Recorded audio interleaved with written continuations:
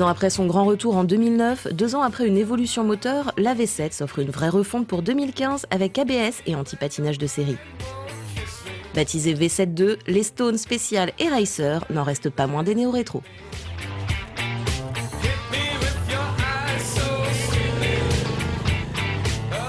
Voici notre essai sur le modèle spécial, identique à la Stone à quelques différences esthétiques près. La Racer se distinguant toujours par ses commandes reculées, ses guidons bracelets et sa selle monoplace. Quel que soit le modèle, on note un soin particulier apporté aux finitions, mais la V7-2 fait l'impasse sur les fameuses LED à la mode.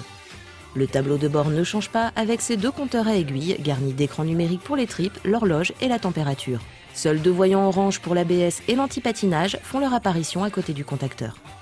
Pour réserver un meilleur accueil à son pilote, la V7 a vu sa géométrie modifiée. Celle au rembourrage plus moelleux passant de 805 à 790 mm et repose-pied pilote a baissé de 2,5 cm.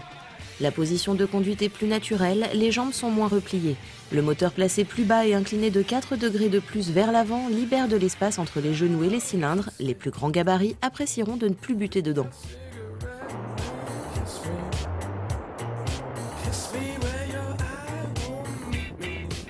En 2012, Goodyear revoyait le bicylindre à air, injection et 2 soupapes de sa V7, qui avec 70% de pièces nouvelles gagnait une lichette de puissance et surtout un couple maxi porté à 60 Nm et disponible à 2800 tours minute. Avec ses 35 kW, il est accessible au permis A2 et bénéficie aujourd'hui d'une nouvelle boîte de vitesse à 6 rapports, dont l'étagement permet de réduire la chute du régime de rotation à la montée des rapports et de mieux exploiter le gras du couple avec de meilleures reprises et une souplesse accrue à la clé. Au rétrogradage, le frein moteur est aussi un peu moins présent qu'auparavant. En ville, il est tout à fait possible d'évoluer en 3e à 30 km/h et 1800 tours minute, tandis que le 6e rapport servira surtout d'overdrive pour contenir la consommation de carburant. Mais tout se passe entre 2500 et 5000 tours où l'on profite de ce moteur à l'ancienne, aux performances pures, certes timide mais largement compensé par sa belle générosité, l'agrément de la nouvelle boîte et du nouvel embrayage en plus.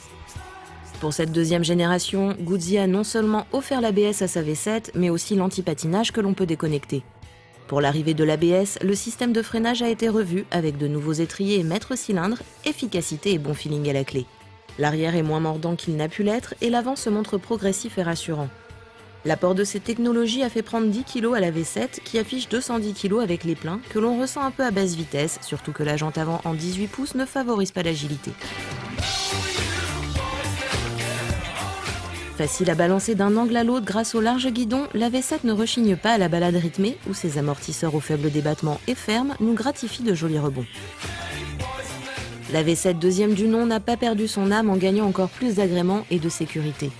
Elle est de plus la seule des néo-rétro à proposer un ABS de série, doublé d'un anti-patinage, et son tarif n'a pas augmenté.